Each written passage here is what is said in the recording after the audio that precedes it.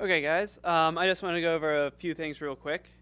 First of all, first and foremost, if you're having trouble or you just don't quite know what to do with our program, find us. We're in these shirts. We'll help you out.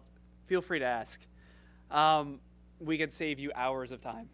And we have nothing else to do. Yeah. But not only for like coding help or exporter help, if you have cool game ideas and you want to see how well it'll work in the WildPockets platform, feel free to run them by us too. We can offer suggestions on any other like little limitations that our engine might have or anything of the sort. Second point is we're in beta. Save often. Save as often as you can. Once you save something like a script file, it's on our server.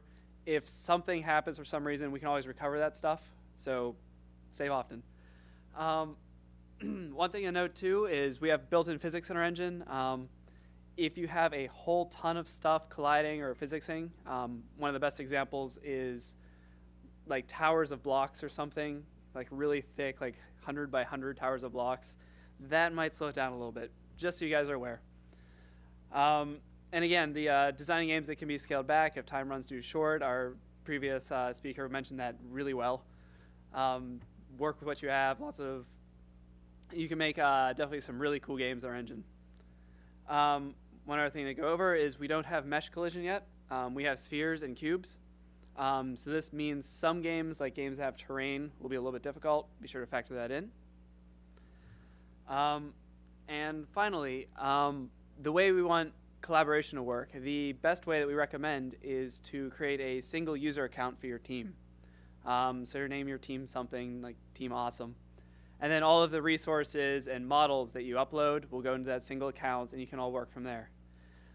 If you have multiple programmers collaborating, we highly recommend looking into the module system in the manual and looking into the import statement. So you can have a single script for your game that is importing multiple scripts that each person's working on. We should note that working on the same file, the same script at the same time could get pretty hairy since there's no actual version control. So we highly recommend having one root script and having each programmer work on their separate scripts and combining it all together. So with all that, I wanted to do a short demonstration of one of the games that our company is actually working on.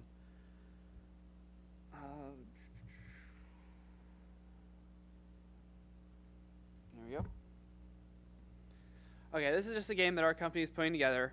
Kind of as a proof of concept, and we were just going to show it to you guys, so you might get some good ideas and just something that can come together pretty quickly. But one thing to note with this is that the base gameplay of the character moving around, dodging obstacles, came together pretty quickly, like within a day or so. So this is definitely something that is doable.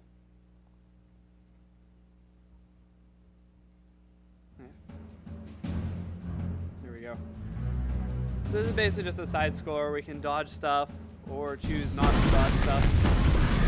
Smash into things, you know. Smashing into stuff is always cooler.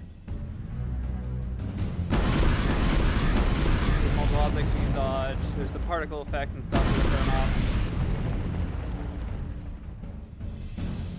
We're gonna get a weapon shortly. There we go. Big old beam weapon.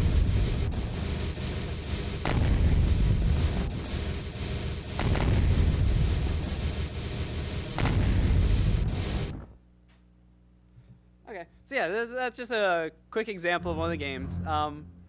We're actually putting this game together fully, and we're actually really looking for user input on this as well. So you'll see me wander around during the game jam, and I might bug you guys, see if you wanted to play test this and get some of your input on it. Okay, so from there. Okay, so I'm going to go ahead and start the tutorial section of this. If any of you guys want to jump on it and get started, you can feel free. Otherwise, I recommend sitting around and we'll go over how to add scripts, how to go over events, collision systems, all kinds of stuff. Okay?